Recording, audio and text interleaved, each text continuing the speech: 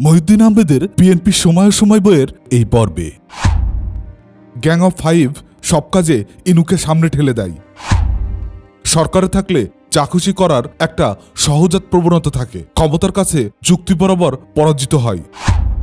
বাংলাদেশের রাজনীতিতে প্রথমবারের মতো যুগপৎ আন্দোলনের ধারণা চালু হয়।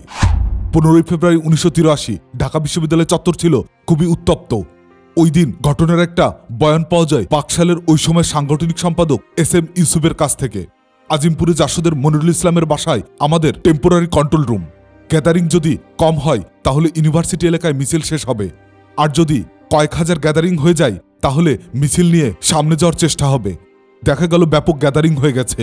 আমার সঙ্গে হাসানুল্লাহকে ইনু খবর পাঠালাম, ট্যারিকেট উড়িয়ে দাও। শুনতে খারাপ লাগে, কিন্তু পলিটিক্সে এসব জায়েজ। মিছিল সাংঘাতিক জঙ্গি হয়ে গেল। নেতারা মিছিলের সামনে থেকে মাঝে মাঝে চলে এলো, পুলিশ গুলি করলো। এর মধ্যে টেলিফোন আসতেছে ওখানকার পরিস্থিতি জানিয়ে। ইনু বলতেছে, এই লাশ কয়টা পড়েছে, তাড়াতাড়ি এগুলো ছিনিয়ে নেওয়ার চেষ্টা করো, মেডিকেলে নিয়ে যাও। লাশ যত পড়ে তত ভালো। আমরা চাচ্ছি যে গুলিটুলি হলে 2-4টা উইন্ডেড হোক। একেবারে নিহত হয়ে পড়ে যাবে এটা তো চিন্তাই করি নাই। জিজ্ঞাসা করলাম কে ফোন করেছে, বলল হাসিব ফোন করেছে ওখানকার অবস্থা জানার জন্য। হাসিব তো তখন জঙ্গি নেতা, তারা যা করছে ঠিক আছে, নেতার নির্দেশেই করছে। নিহতের ঘটনা একটু বিচলিত ভাব থাকে। ইনু দেখলাম একবারেই নর্মাল। মিছিলে গুলি হলে হাসিব কাছাকাছি ফজলুল হক হলের প্রভোস্টের কামরা থেকে সিরাজুল আলম খানকে ফোন করেছিলেন। ফোনের রিসিভার তুলেও তিনি কোনো কথা বলেননি, একদম নির্বাক। জাসদে তখন গ্যাং অফ ফাইভের প্রতাপ, কাজী আরেফ আহমেদ, শরীফ নুরুল আম্বিয়া, মনিরুল ইসলাম, হাসানুল হক ইনু এবং ABM শাহজাহান। আজিমপুরে মনিরুল ইসলামের বাড়িতে সলা পরামর্শ হয়। গ্যাং অফ ফাইভ সব কাজে ইনুকে সামনে ঠেলে দেয়। ইনু দলের হয়ে ছাত্রদের সঙ্গে যোগাযোগ রাখতেন। নির্দেশ আসত সিরাজুল আলম খানের কাছ থেকেই। কিন্তু এই ঘটনার পর রহস্যজনকভাবে তিনি নিশ্চুপ হয়ে যান। 1983 সালের 14 ও 15 ফেব্রুয়ারি ঢাকায় পুলিশের সঙ্গে ছাত্রদের ব্যাপক সংঘর্ষ হয়। কমপক্ষে 5 জন ছাত্র নিহত ও শতাধিক ছাত্র আহত হয়। নিহত ছাত্রদের মধ্যে ছিলেন জয়নাল, কাঞ্চন, মোজাম্মেল, জাফর ও দীপালি সাহা। রাজনীতির মঞ্চে সাজানো চেহারা আর গ্রিনরুমের আসল চেহারার মধ্যে অনেক ফারাক। রাজপথে যখন আন্দোলন হয়, নৈপথে তখন চলে নানান খেলা। এই প্রসঙ্গে SM ইউসুফ চমকপ্রদ বিবরণ দিয়েছেন। জিল্লুর রহমান দুলাল বাকশালের প্রেসিডেন্ট মহিউদ্দিন আহমেদের মেয়ের জামাই, আমার ঘনিষ্ঠ বন্ধু। 15 ফেব্রুয়ারি ঘটনার পর দুলাল একজনকে নিয়ে আমার বাসায় এলো। পরিচয় হলো মেজর মুন্না, মনিরুল ইসলাম চৌধুরী, তাজউদ্দিনের মেয়ের জামাই। সে জেনারেল চিশতির দালাল। বলল 15টা দিনের জন্য ইউনিভার্সিটি ঠান্ডা করেন। মনির হাসিব, ফজলুল চুন্নু এদের ইউনিভার্সিটি এলাকা থেকে অ্যাবসেন্ট করে দেন। বললাম মনির হাসিব তো আমার কমান্ডে না। সে বলল আপনার কমান্ডে ফজলুল চুন্নু, তাদেরকে করে দেন। আপনার জন্য 15 লাখ টাকা নিয়ে এসেছি। মুন্না একটু বেয়াদব টাইপের, এগ্রেসিভ। ব্রিফকেস খুলে দেখালো, নোটের বান্ডিল। বললাম এইটা আমার পক্ষে সম্ভব না, তারা রাজ্জাক ভাইয়ের কমান্ডে। দুলাল বলল আমি জানি আপনি কমান্ড করেন, রাজ্জাক ভাই তো নেতা আছেনই, আপনি চাইলেই এটা হয়ে যায়। ওদেরকে কিছু টাকা দিয়ে দেন, ঢাকার বাইরে চলে যাক। মুন্না বলল টাকা কি কম হয়েছে? আমি বললাম আপনি বললে আরো 5 লাখ টাকা নিয়ে আসতে পারি। আমি দেখলাম মিলিটারির লোক, কখন ধরে নিয়ে যে মেরে ফেলবে। বললাম দেখি ভাই, একটু চিন্তা করি। সিগারেট আনার কথা বলে ভিতরের ঘরে গিয়ে পেছনের দরজা দিয়ে বেরিয়ে লাফ দিয়ে একটা রিকশায় উঠে পিন্টুর বাসায়। 10-15 দিন পরে যখন নর্মাল হয়েছি, দুলালের বাসায় গেলাম। দুলাল বলল ইউসুফ ভাই, আপনি নিজে তো লস করলেন, আমারও লস করাইলেন। চাইলেই 20 লাখ টাকা পাইতেন, আমিও 2-1 লাখ টাকা পাইতাম, কোনোটাই হইতে দিলেন না। আপনি করেন নাই, আমরা তো করাইয়েই আনছি। 3 লাখ বাঁচছে। বাকশাল নেতারে দিলাম 17 লাখ, জাসদের নেতারে দিলাম 5 লাখ। কোথায় পেমেন্ট হইল? SBর DIG মোশাররফদের বাড়িতে। এরশাদের খুব কনফিডেন্সের লোক, তার বাড়িতে পলিটিশিয়ানদের গোপন বৈঠক টোটাক হইত। লক্ষণীয় যে বিএনপি সমর্থিত জাতীয়তাবাদী ছাত্রদলের কেন্দ্রীয় ছাত্র সংগ্রাম পরিষদের সঙ্গে সম্পৃক্ত হননি। ছাত্র সংগঠনগুলোর মধ্যে এই বিভেদ ছিল জাতীয় রাজনৈতিক বিভাজনের প্রতিফলন। 1985 সালের 22 নভেম্বর জাতীয় ছাত্রদল, ছাত্রলীগ, জাতীয় গণতান্ত্রিক পার্টি, সমর্থিত ছাত্রলীগ ও অন্য 5টি ছাত্র সংগঠন মিলে সংগ্রামী ছাত্রজোট তৈরি হয়। ঢাকা বিশ্ববিদ্যালয়ের বটতলায় এক সমাবেশে এই ছাত্রজোট সব রাজবন্দির মুক্তি ও প্রকাশ্য রাজনীতির ওপর থেকে বিধিনিষেধ তুলে নেওয়ার দাবি জানায়। 1983 সালে বিএনপিতে ভাঙন ধরে। দলটি মূলত টিকে আছে জিয়াউর রহমানের প্রবল ব্যক্তিত্বের কারণে। তার মৃত্যুর পর এবং দলের নতুন চেয়ারম্যান বিচারপতি সাত্তারের দুর্বল নেতৃত্বের কারণে দলটির শৃঙ্খলা ভেঙে পড়ার উপক্রম হয়।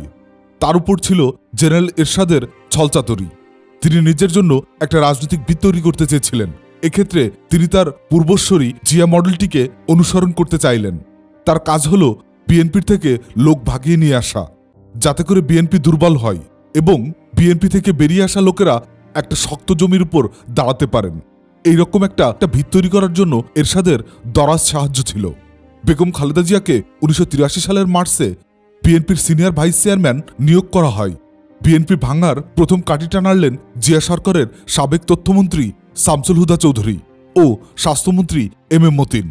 হুদা ব্যক্তি হিসাবে ছিলেন পোড় খাওয়া, সজ্জন ও সংস্কৃতিমনা, কিন্তু ভাঙ্গাগড়ার রাজনীতিতে তিনি বেশ পরমাঙ্গ হয়ে উঠেছিলেন। তিনি মতিন ও আরও কয়েকজনকে সঙ্গে নিয়ে বিএনপির একটা কমিটি তৈরি করে ফেললেন।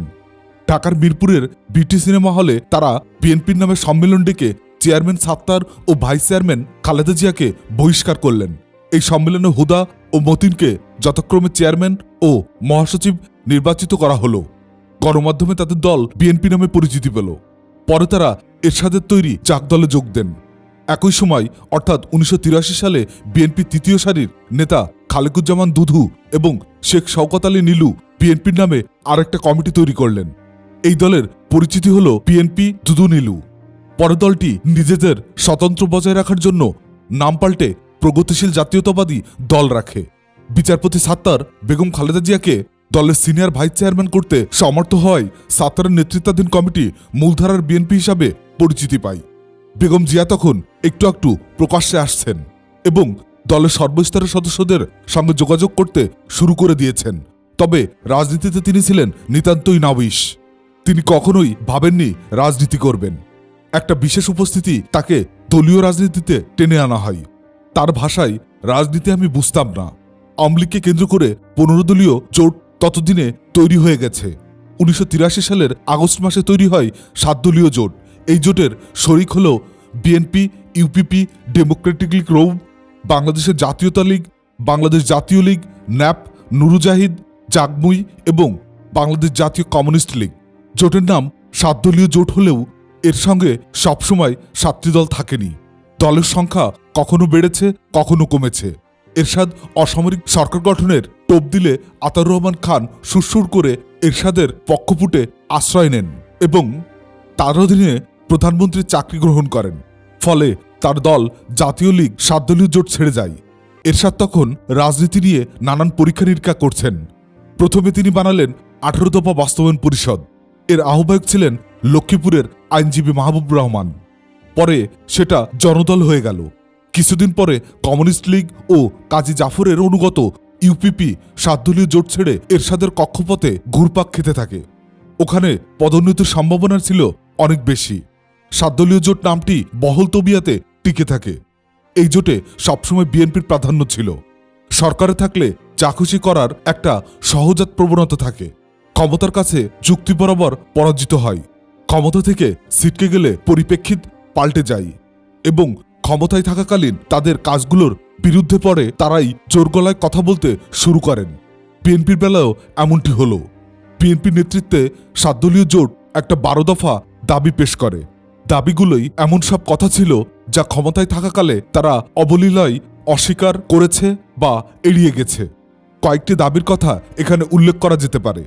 প্রথমত, সামরিক আইন সম্পূর্ণভাবে প্রত্যাহার এবং অবাধ ও নিরপেক্ষ নির্বাচনের মাধ্যমে জনগণের নির্বাচিত প্রতিনিধির কাছে ক্ষমতা হস্তান্তরের লক্ষ্যে অনতিবিলম্বে নিম্নলিখিত পথসমূহ গ্রহণ করা হবে। উল্লেখ্য, এখানে 6টি দাবির কথা বলা হয়েছে এবং জিয়াউর রহমানের সামরিক শাসনের সময় এই দাবিগুলো উপেক্ষিত ছিল। সব ধরনের নির্বাচন শেষ করার পর জিয়া সামরিক আইন তুলে নিয়েছিলেন। 2 ঘ, অবাধ, সুষ্ঠু ও নিরপেক্ষ নির্বাচন অনুষ্ঠানের স্বার্থে রাষ্ট্রপতিকে সামরিক বাহিনীর প্রধানের পদ থেকে ইস্তফা দেওয়া উচিত। জিয়া নিজেই সামরিক বাহিনীর প্রধানের পদ থেকে রাষ্ট্রপতি নির্বাচন করেছিলেন। অবাধ, সুষ্ঠু ও নিরপেক্ষ নির্বাচনের স্বার্থে প্রধানমন্ত্রী সহ মন্ত্রিপরিষদের কোনো সদস্য মন্ত্রী থাকাকালীন নির্বাচনের প্রার্থী হতে পারবে না। 4 ক, যেসব সাবেক মন্ত্রী, প্রতিমন্ত্রী ও সংসদকে বিশেষ সামরিক ট্রাইব্যুনালে দণ্ডাদেশ দেওয়া হয়েছে, তাদের দণ্ডাদেশ, রায় ও হুকুম বাতিল এবং সব সাবেক মন্ত্রী, প্রতিমন্ত্রী ও সংসদের বিরুদ্ধে দায়িকৃত বিবেচনাধীন মামলা অনতিবিলম্বে প্রত্যাহার করতে হবে। সাবেক মন্ত্রী অথবা প্রতিমন্ত্রীদের বিরুদ্ধে আনিত মামলার যেসব সরকারি কর্মচারী বা নাগরিক আসামি হিসাবে সাজাপ্রাপ্ত হয়ে কারাভোগ করছেন, তাদের অনতিবিলম্বে মুক্তি দিতে হবে। খ.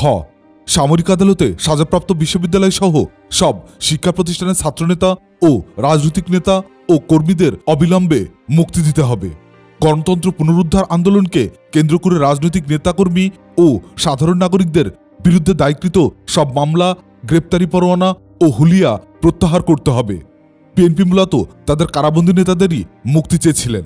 তারা হয়তো ভুলেই গিয়েছিলেন 1979 সালে অনেক রাজনৈতিক নেতাকর্মীকে জেলে রেখেই সংসদ নির্বাচন করা হয়েছিল।